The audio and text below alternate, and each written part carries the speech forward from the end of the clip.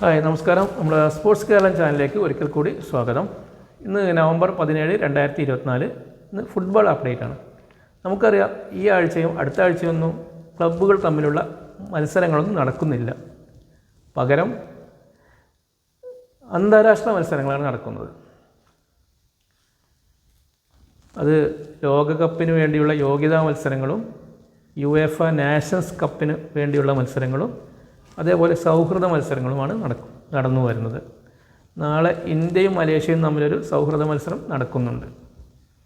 ഇന്നലെ നടന്ന ഒരു പ്രധാനപ്പെട്ട മത്സരത്തിൽ, അതായത് യുവേഫ നാഷൻസ് കപ്പിന് വേണ്ടിയുള്ളൊരു മത്സരത്തിൽ ജർമ്മനി എതിരില്ലാത്ത 7 ഗോളുകൾക്ക് ബോസ്നിയ ഹെർസഗോവിനയെ പരാജയപ്പെടുത്തി.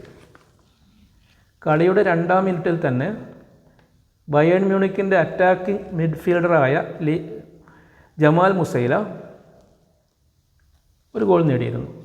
പിന്നീട് നടന്നത് ഒരു ഗോളടി മേളം തന്നെയായിരുന്നു.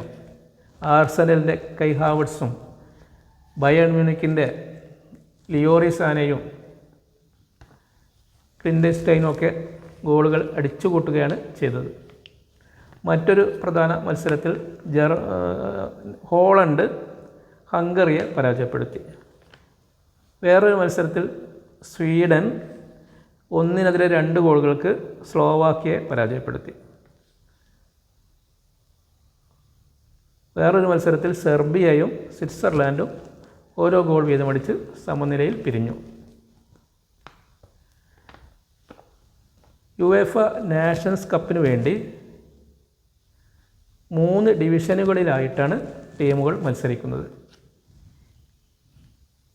എ ഡിവിഷനിലെ 16 ടീമുകൾ 4 ഗ്രൂപ്പുകളായി തിരിഞ്ഞിട്ടുണ്ട്.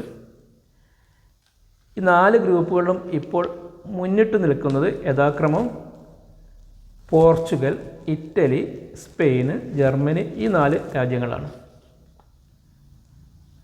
ഇതോടൊപ്പം 2-ാം സ്ഥാനം കിട്ടുന്ന 4 രാജ്യങ്ങൾക്ക് കൂടി അടുത്ത റൗണ്ടിലേക്ക് പ്രവേശിക്കാം.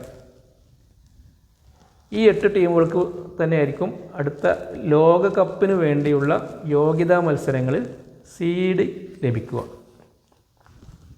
എന്നാൽ മറ്റൊരു പ്രമുഖ ടീമായ ഇംഗ്ലണ്ട് ഇപ്പോൾ കളിക്കുന്നത് ബി ഡിവിഷനിലാണ്.